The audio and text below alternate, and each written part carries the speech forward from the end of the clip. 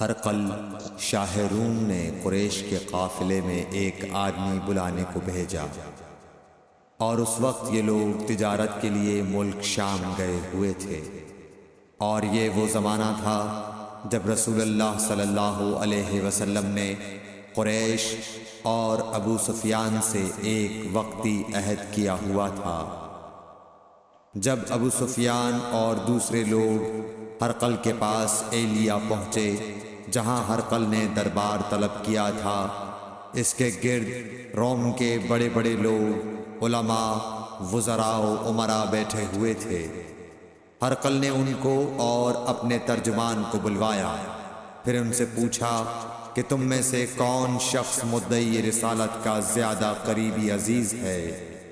ابو سفیان کہتے ہیں کہ میں بول اٹھا کہ میں اس کا سب سے زیادہ قریبی رشتہ دار ہوں۔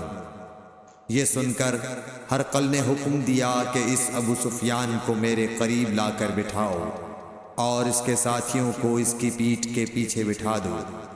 پھر اپنے ترجمان سے کہا کہ ان لوگوں سے کہہ دو کہ میں ابو سفیان سے اس شخص یعنی محمد صلی اللہ علیہ وسلم کے حالات پوچھتا ہوں، اگر یہ مجھ سے کسی بات میں جھوٹ بول دے تو تم اس کا جھوٹ ظاہر کر دینا۔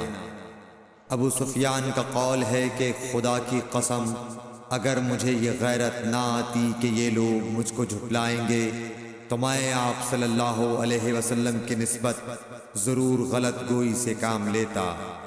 خیر، پہلی بات جو ہرقل نے مجھ سے پوچھی وہ یہ کہ اس شخص کا خاندان تم لوگوں میں کیسا ہے؟ میں نے کہا وہ تو بڑے اونچے عالی نسب والے ہیں۔ کہنے لگا اس سے پہلے بھی کسی نے تم لوگوں میں ایسی بات کہی تھی؟ میں نے کہا نہیں۔ کہنے لگا اچھا اس کے بڑوں میں کوئی بادشاہ ہوا ہے؟ میں نے کہا نہیں۔ پھر اس نے کہا بڑے لوگوں نے اس کی پیروی اختیار کی ہے یا کمزوروں نے؟ میں نے کہا نہیں، کمزوروں نے۔ پھر کہنے لگا اس کے تابعدار روز بڑھتے جاتے ہیں یا کوئی ساتھی پھر بھی جاتا ہے؟ میں نے کہا نہیں۔ کہنے لگا کیا اپنے اس دعوی نبوت سے پہلے کبھی کسی بھی موقع پر اس نے جھوٹ بولا ہے؟ میں نے کہا نہیں، اور اب ہماری اس سے صلح کی ایک مقررہ مدت ٹھہری ہوئی ہے، معلوم نہیں وہ اس میں کیا کرنے والا ہے۔ ابو سفیان کہتے ہیں میں اس بات کے سوا اور کوئی جھوٹ اس گفتگو میں شامل نہ کر سکا۔ ہرقل نے کہا کیا تمہاری اس سے کبھی لڑائی بھی ہوئی ہے؟ ہم نے کہا کہ ہاں۔ بولا پھر تمہاری اور اس کی جنگ کا کیا حال ہوتا ہے؟ میں نے کہا لڑائی ڈول کی طرح ہے، کبھی وہ ہم سے میدان جنگ جیت لیتے ہیں اور کبھی ہم ان سے جیت لیتے ہیں۔ ہرقل نے پوچھا وہ تمہیں کس بات کا حکم دیتا ہے؟ میں نے کہا وہ کہتا ہے کہ صرف ایک اللہ ہی کی عبادت کرو، اس کا کسی کو شریک نہ بناؤ، اور اپنے باپ دادا کی شرک کی باتیں چھوڑ دو، اور ہمیں نماز پڑھنے، سچ بولنے، پرہیزگاری اور صلہ رحمی کا حکم دیتا ہے۔ یہ سب سن کر پھر ہرقل نے اپنے ترجمان سے کہا کہ ابو سفیان سے کہہ دے کہ میں نے تم سے اس کا نسب پوچھا تو تم نے کہا کہ وہ ہم سے عالی نسب ہے، اور پیغمبر اپنی قوم میں عالی نسب ہی بھیجے جایا کرتے ہیں۔ میں نے تم سے پوچھا کہ دعوی نبوت کی یہ بات تمہارے اندر اس سے پہلے کسی اور نے بھی کہی تھی؟ تو تم نے جواب دیا کہ نہیں۔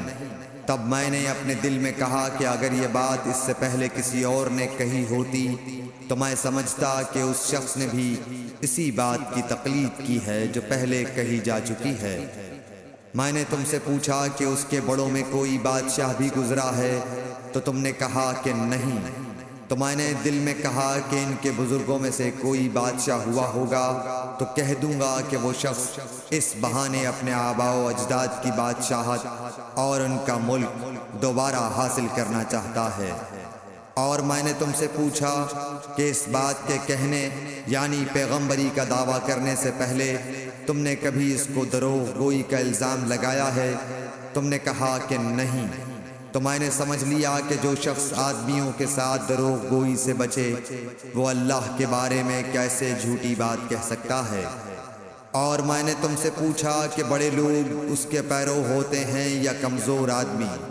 تم نے کہا کمزوروں نے اس کی اتباع کی ہے، تو دراصل یہی لوگ پیغمبروں کے متبعین ہوتے ہیں۔ اور میں نے تم سے پوچھا کہ اس کے ساتھی بڑھ رہے ہیں یا کم ہو رہے ہیں؟ تم نے کہا کہ وہ بڑھ رہے ہیں، اور ایمان کی کیفیت یہی ہوتی ہے حتیٰ کہ وہ کامل ہو جاتا ہے۔ اور میں نے تم سے پوچھا کہ آیا کوئی شخص اس کے دین سے ناخوش ہو کر مرتد بھی ہو جاتا ہے؟ تم نے کہا نہیں۔ تو ایمان کی خاصیت بھی یہی ہے، جن کے دلوں میں اس کی مسرت رچ بس جائے وہ اس سے لوٹا نہیں کرتے۔ اور میں نے تم سے پوچھا کہ آیا وہ کبھی عہد شکنی کرتے ہیں؟ تم نے کہا نہیں۔ پیغمبروں کا یہی حال ہوتا ہے، وہ عہد کی خلاف ورزی نہیں کرتے۔ اور میں نے تم سے کہا کہ وہ تم سے کس چیز کے لیے کہتے ہیں؟ تم نے کہا کہ وہ ہمیں حکم دیتے ہیں کہ اللہ کی عبادت کرو، اس کے ساتھ کسی کو شریک نہ ٹھہراؤ، اور تمہیں بتوں کی پرستش سے روکتے ہیں، سچ بولنے اور پرہیزگاری کا حکم دیتے ہیں۔ لہٰذا اگر یہ باتیں جو تم کہہ رہے ہو سچ ہیں تو ان قریب وہ اس جگہ کا مالک ہو جائے گا کہ جہاں میرے یہ دونوں پاؤں ہیں۔ مجھے معلوم تھا کہ وہ پیغمبر آنے والا ہے، مگر مجھے یہ معلوم نہیں تھا کہ وہ تمہارے اندر ہوگا۔ اگر میں جانتا کہ اس تک پہنچ سکوں گا تو اس سے ملنے کے لیے ہر تکلیف گوارا کرتا۔ اگر میں اس کے پاس ہوتا تو اس کے پاؤں دھوتا۔ ہرقل نے رسول اللہ صلی اللہ علیہ وسلم کا وہ خط منگایا جو آپ نے وحیہ کلبی رضی اللہ تعالیٰ عنہ کے ذریعے حاکم بصرہ کے پاس بھیجا تھا، اور اس نے وہ ہرقل کے پاس بھیج دیا تھا۔ پھر اس کو پڑھا تو اس میں لکھا تھا، اللہ کے نام کے ساتھ جو نہایت مہربان اور رحم والا ہے۔ اللہ کے بندے اور اس کے پیغمبر محمد صلی اللہ علیہ وسلم کی طرف سے یہ خط ہے شاہ روم کے لیے۔ اس شخص پر سلام ہو جو ہدایت کی پیروی کرے۔ اس کے بعد میں آپ کے سامنے دعوت اسلام پیش کرتا ہوں۔ اگر آپ اسلام لے آئیں گے تو دین و دنیا میں سلامتی نصیب ہوگی، اللہ آپ کو دوہرا ثواب دے گا۔ اور اگر آپ میری دعوت سے روگردانی کریں گے تو آپ کی رعایا کا گناہ بھی آپ ہی پر ہوگا۔ اور اے اہل کتاب، ایک ایسی بات پر آ جاؤ جو ہمارے اور تمہارے درمیان یکساں ہے، وہ یہ کہ ہم اللہ کے سوا کسی کی عبادت نہ کریں اور کسی کو اس کا شریک نہ ٹھہرائیں، اور نہ ہم میں سے کوئی کسی کو خدا کے سوا اپنا رب بنائے۔ پھر اگر وہ اہل کتاب اس کتاب سے منہ پھیر لیں تو مسلمانوں، تم ان سے کہہ دو کہ تم مانو یا نہ مانو، ہم ایک خدا کے اطاعت گزار ہیں۔ ابو سفیان کہتے ہیں، جب ہرقل نے جو کچھ کہنا تھا کہہ دیا اور خط پڑھ کر فارغ ہوا تو اس کے ارد گرد بہت شور و غوغا ہوا، بہت سی آوازیں اٹھیں اور ہمیں باہر نکال دیا گیا۔ تب میں نے اپنے ساتھیوں سے کہا کہ ابو کبشہ کے بیٹے حضرت صلی اللہ علیہ وسلم کا معاملہ تو بہت بڑھ گیا، دیکھو تو اس سے بنی اصفر روم کا بادشاہ بھی ڈرتا ہے۔ مجھے اس وقت سے اس بات کا یقین ہو گیا کہ حضور صلی اللہ علیہ وسلم ان قریب غالب ہو کر رہیں گے، حتیٰ کہ اللہ نے مجھے مسلمان کر دیا۔ راوی کا بیان ہے کہ ابن ناطور ایلیا کا حاکم ہرقل کا مصاحب اور شام کے نصارہ کا لاٹ پادری بیان کرتا تھا کہ ہرقل جب ایلیا آیا ایک دن صبح کو پریشان اٹھا تو اس کے درباریوں نے دریافت کیا کہ آج ہم آپ کی حالت بدلی ہوئی پاتے ہیں، کیا وجہ ہے؟ ابن ناطور کا بیان ہے کہ ہرقل نجومی تھا، علم نجوم میں وہ پوری مہارت رکھتا تھا۔